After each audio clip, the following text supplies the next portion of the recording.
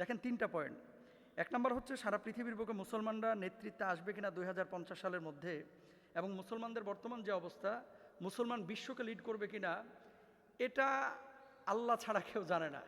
কারণ আমরা তো বিশ্বকে লিড করার মতো আমাদের সক্ষমতা ছিল 56-57টা দেশ, কিন্তু এখানে তো আমরা নিজেরা পিছপা হয়ে গেছি, তাই না?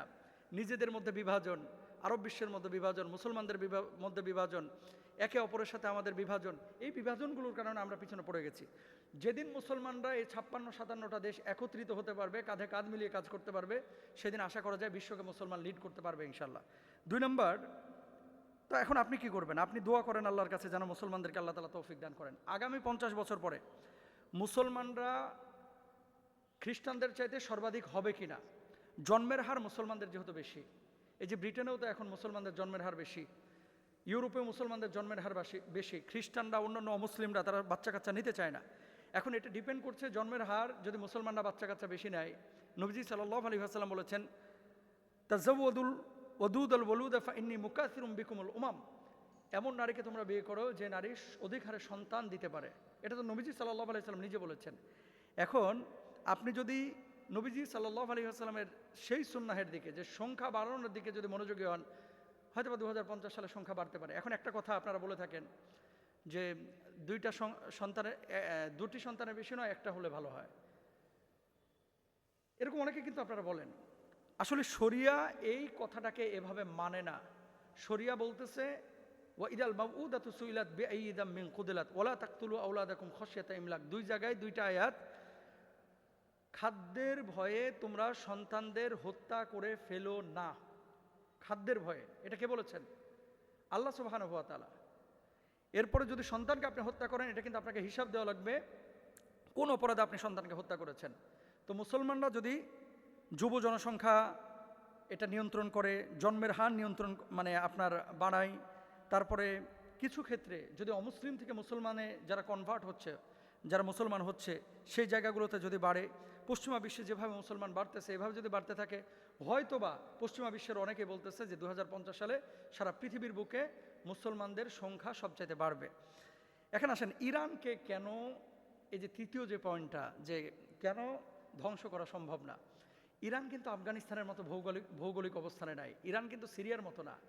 ইরান বহু ক্ষেত্রে ভিন্নধর্মী একটা দেশ, এই জিনিসগুলো আপনাদের জানা উচিত।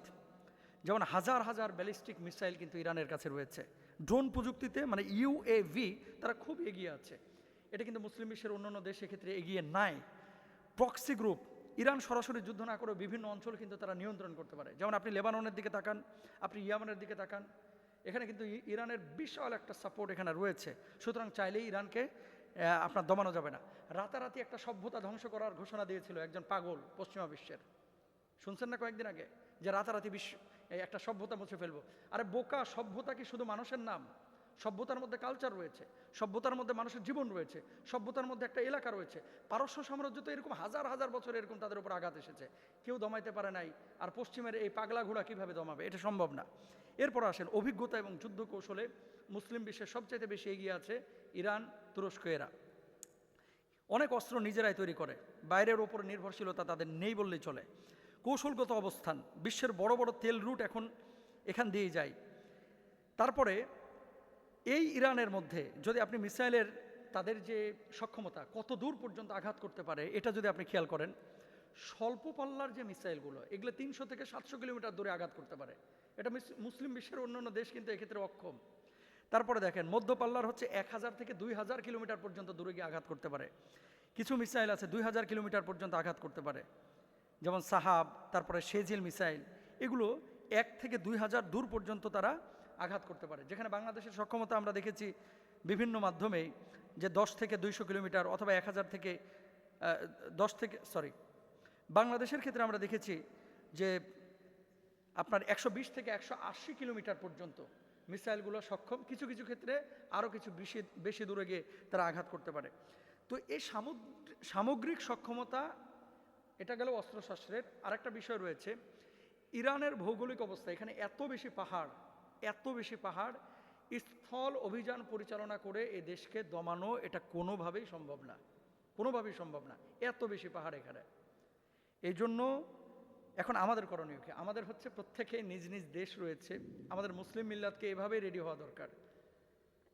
আকাশ থেকে মিসাইল এসে আপনাকে ধ্বংস করে দিয়ে চলে যাচ্ছে, আর আপনি এখন তরবারিতে ধার দিচ্ছেন। ওরা যুদ্ধ করতেছে মিসাইল নিয়ে, আপনি যুদ্ধ করতেছেন তরবারি নিয়ে। এভাবে আসলে ব্যালেন্স হয় না। আল্লাহ তাআলা আমাদেরকে মুসলিম বিশ্বকে বিশ্ব লিড করার এবং আল্লাহর জমিনে দিন কায়েমের তৌফিক দান করুন, আমিন।